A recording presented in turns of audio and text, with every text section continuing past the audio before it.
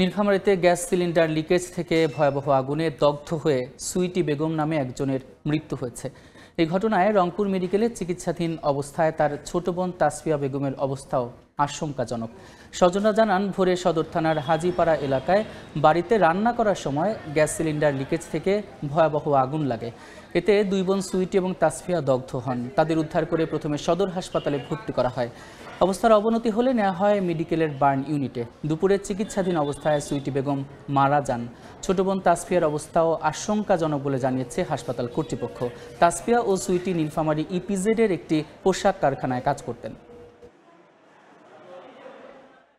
শব্দ হয়েছিল, বিকট শব্দটা হওয়ার পরে আমার ওই আগুন কিন্তু সিটকে আমার গেটে আসে লাগছে। দেখতেছি যে সামনে দরজাও আগুন লাগছে, আবার এখানেও আগুন লাগছে, ওই আপুর রুমেও আগুন লাগছে। এটা ভেঙে ভিতরে ঢুকে তারপরে ওদেরকে বাইর করা হলো। বড় বোন যিনি, তার অবস্থা একটু বেশি খারাপ, সেটা অ্যারাউন্ড 58%-এর মতো বার্ন ছিল, 58% মতো। যিনি ছোট বোন, তার প্রায় 46%-এর মতো বার্ন, সেটাও 3rd ডিগ্রি বার্ন।